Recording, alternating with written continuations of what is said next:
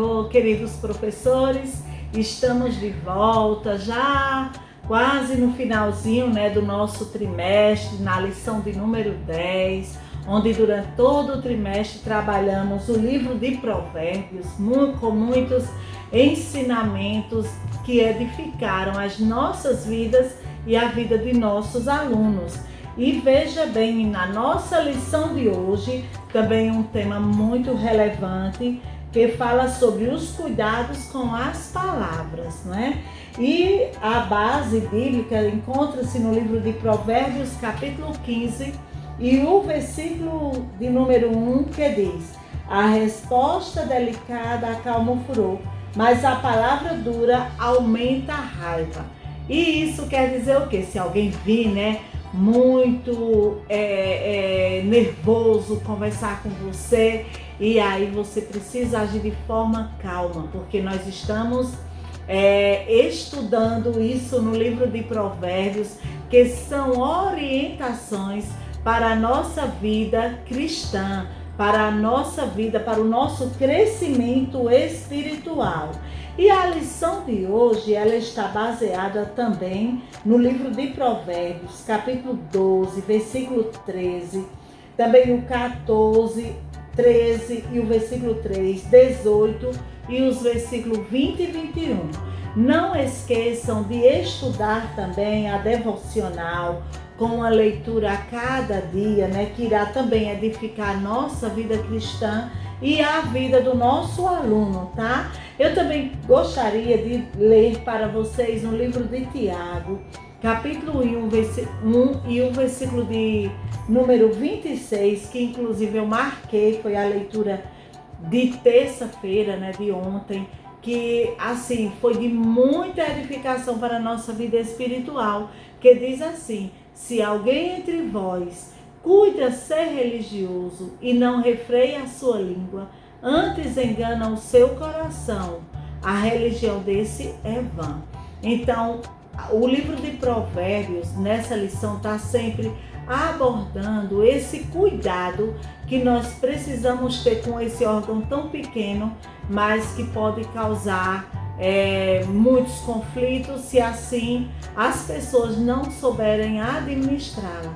Então, a vida cristã, a gente precisa estar sempre respaldado, alicerçado no que nos ensina a palavra de Deus. Então, são ensinamentos que irão realmente nos ajudar. No espaço pedagógico, a nossa lição diz o seguinte, que a lição desta semana tem como título Cuidado com as Palavras.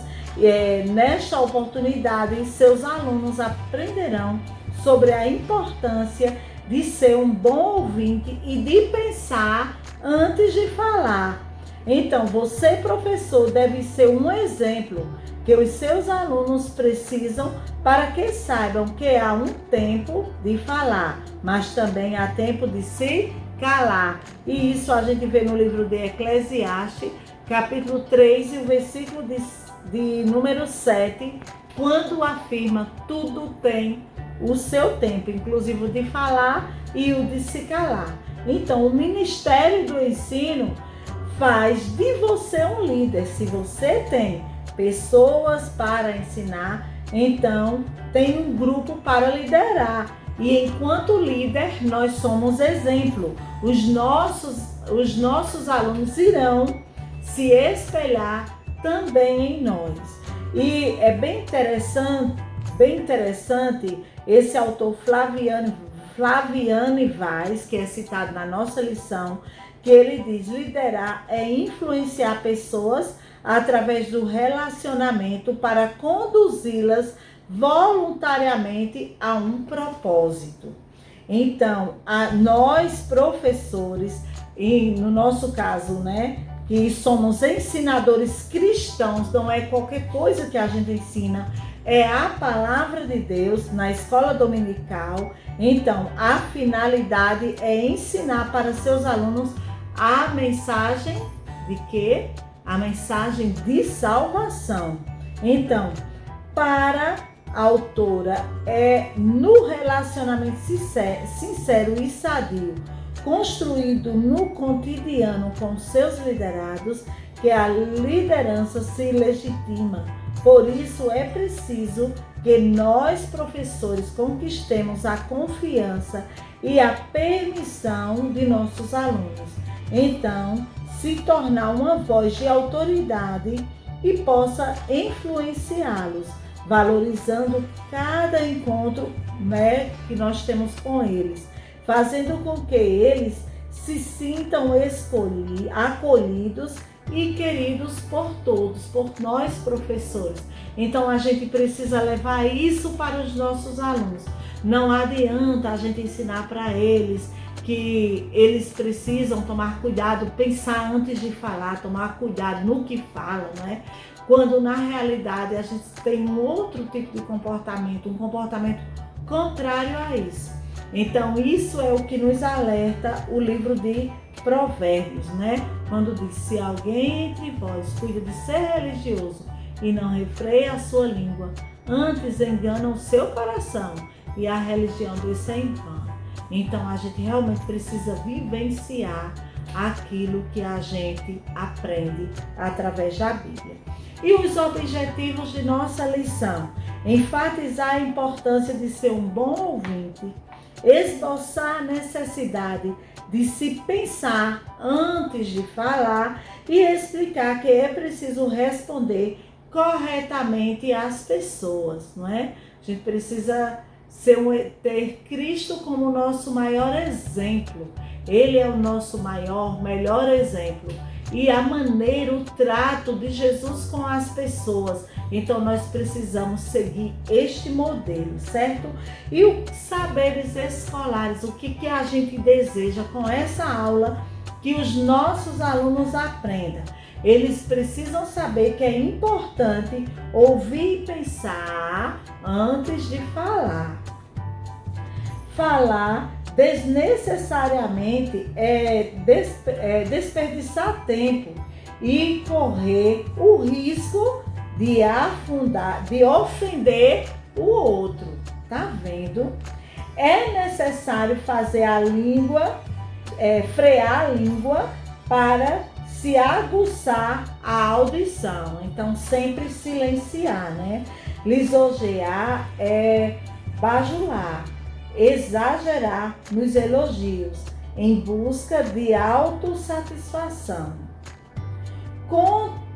Caluniar e fofocar é tomar o lugar de juiz das causas alheias.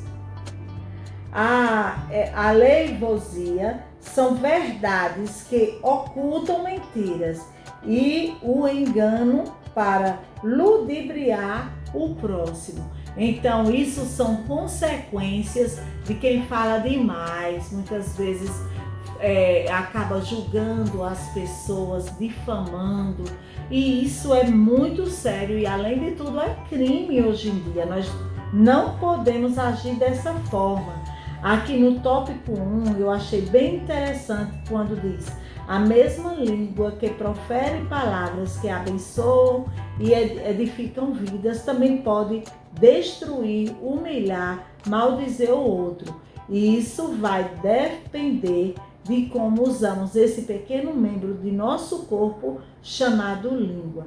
Então, toda a nossa lição, todo o conteúdo está voltado a esse cuidado que nós, de modo geral, não é apenas os nossos alunos, e a gente precisa dizer isso para eles, não são só vocês, mas todo cristão precisa tomar cuidado com a língua, com aquilo que fala, não é? Porque depois que a gente fala, palavras são sementes, não é? Aquilo ali vai se espalhar, vai crescer.